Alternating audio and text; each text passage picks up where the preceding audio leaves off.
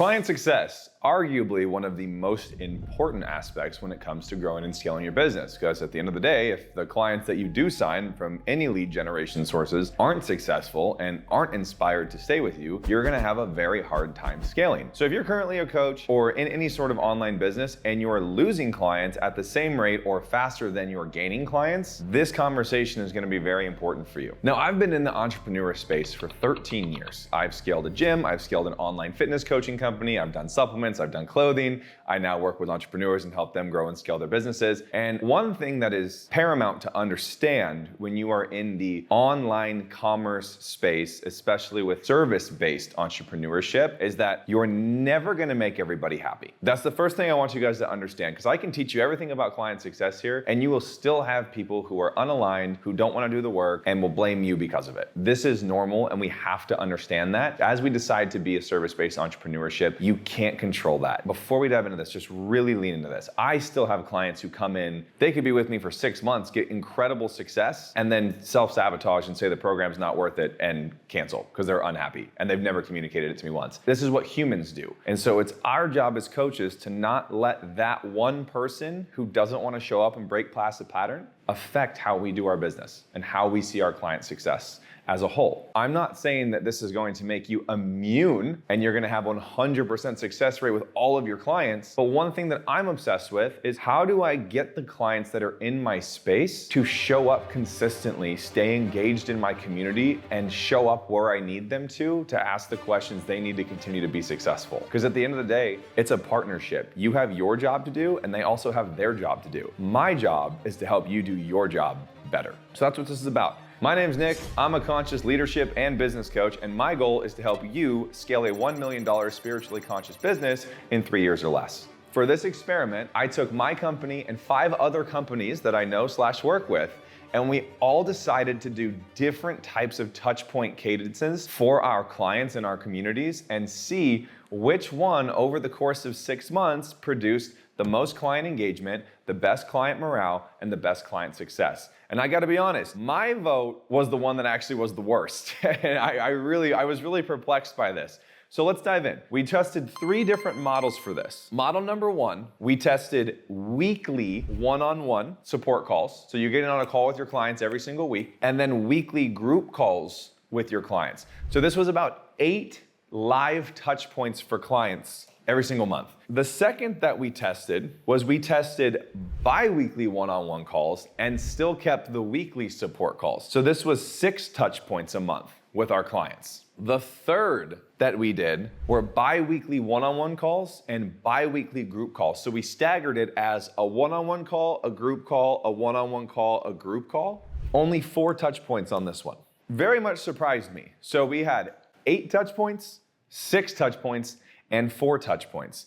And what we actually found, and I'm gonna make you guess real quick, which one of you in your mind right now do you think was the best one to use for clients to be successful? Now hold on to that. So starting at the 8, and I'll be honest with you guys, this was my vote. This is what I did in my company. I did weekly one-on-one support calls with all my clients and weekly group calls. And this can kind of go in any type of coaching that you're doing that requires time in order for progress to happen. We saw the least amount of engagement in the community. And my hypothesis of this is that they're getting so many one-on-one touch points with you, plus the group calls, that they don't really feel inclined that they need to lean into the community as much to get the results. And if any of you understand coaching and culture creation, you realize there's so much power and value in people continuously leaning into a community every single day. We also saw the lowest rate of client success and the lowest morale inside of clients. So what we were really observing was that we would tell clients to do something to get a result. And really, they're getting it that day, then they really are starting to execute on the next day. So they really only have 6 days to do the thing before their next touch point with you as a coach to kind of check in to see if what they're doing is working. So what we would see is that by day 3 or 4, clients would actually start getting in their own heads and having all this negative self-talk, and they would have the learned helplessness that they weren't getting results fast enough. So they would go into the next one-on-one call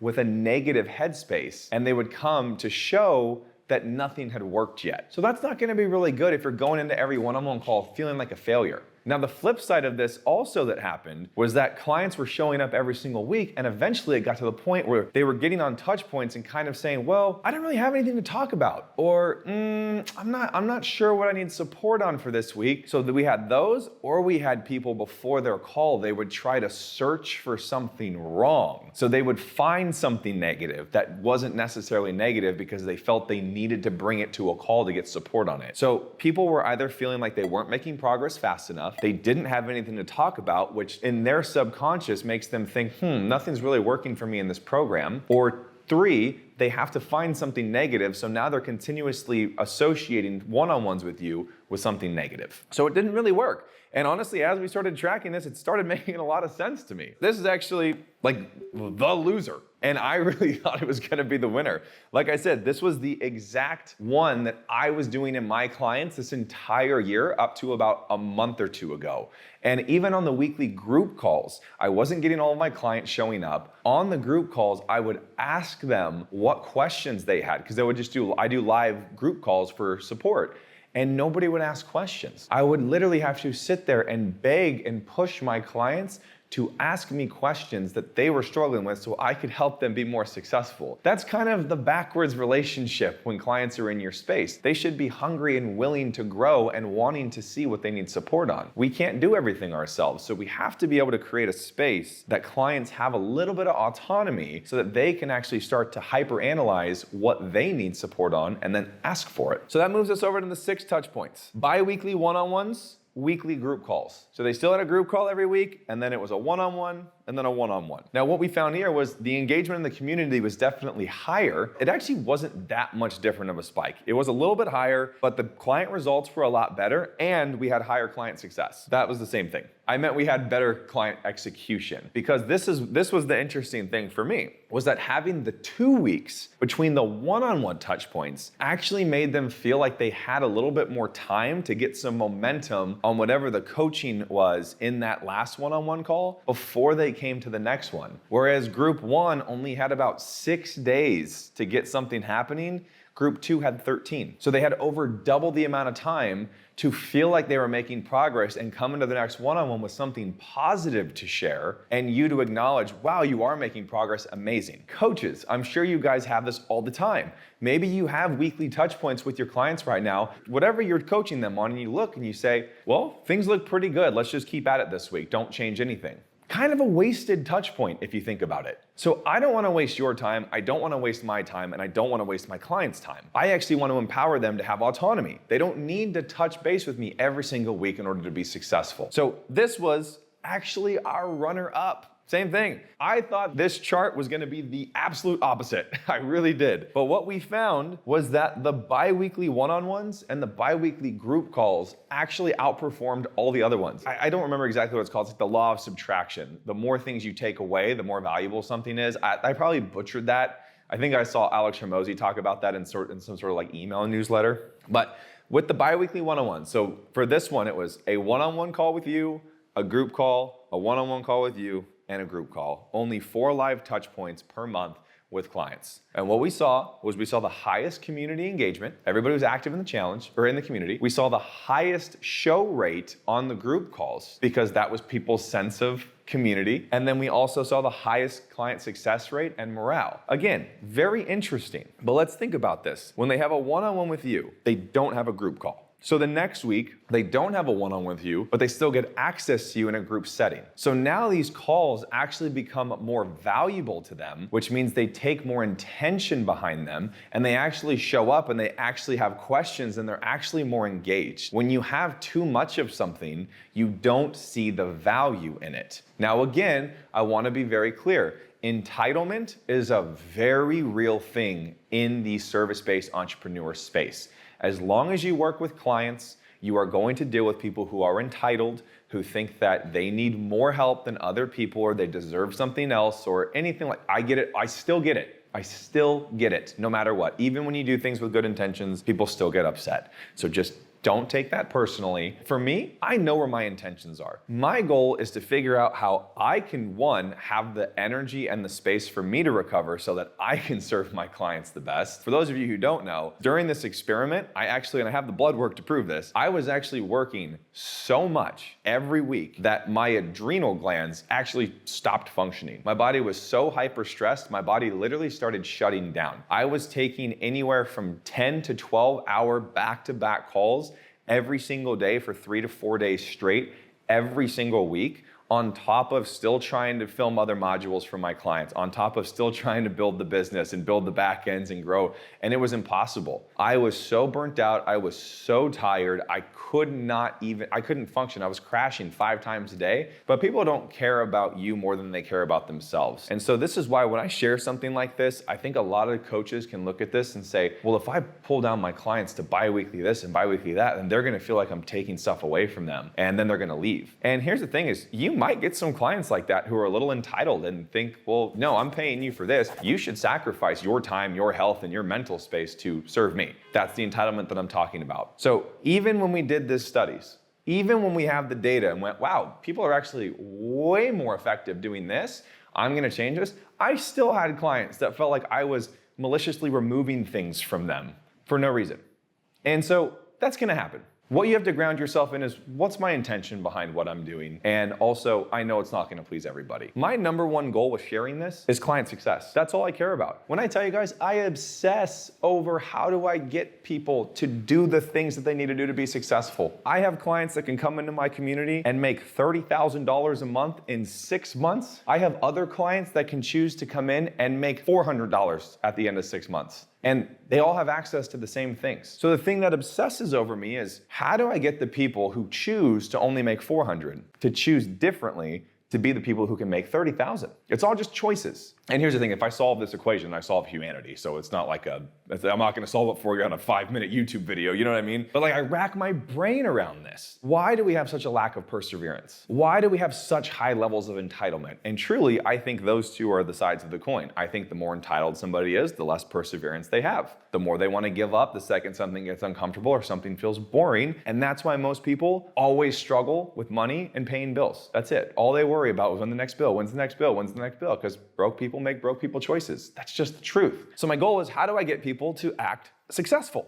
So the first thing is, well, this is what it shows us for touch points. We actually need to give people back. Now, let's go a little bit further. What does all this mean? Again, this is just my own subjective interpretation. You guys can do whatever you want with this. This is just my obsession. I like learning about this stuff. What this taught me, these are my biggest takeaways. More is not always better. And I like more just as much as the other guy. I really thought more touch points, more hand holding, more support. There'd be no way people couldn't be successful in my program if I had a one-on-one with them every single week and a group call every single week. People would have no choice but to lean in. And the opposite was true. More is not always better.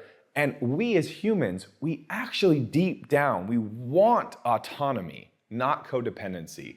But a lot of clients are gonna come to you guys wounded. They're gonna come to you very enveloped inside of their own ego. They're not gonna see past their own wounds and their own meta programs of how the world is supposed to be. Our job as coaches is to break them out of it. And a lot of times you'll get clients who sign up for your program and then 2 weeks in go, I can't do this, I need to cancel. No, they can do it. It's just a pattern that they're in of making a commitment for themselves and then backing out. It's normal, don't take it personally. They hired you to do a job, they hired you to transform them. Don't let them fall back into a version of themselves that they called you and hired you to break them out of. That is why we do what we do here. If you are as obsessed with human transformation as I am, then you also have to understand we're gonna have to deal with human dysfunction as well. Two sides of the same coin, my brothers and sisters. So, what else does this mean? We need to give clients more room to grow and ourselves more room to create. This lesson, I learned this one the hard way because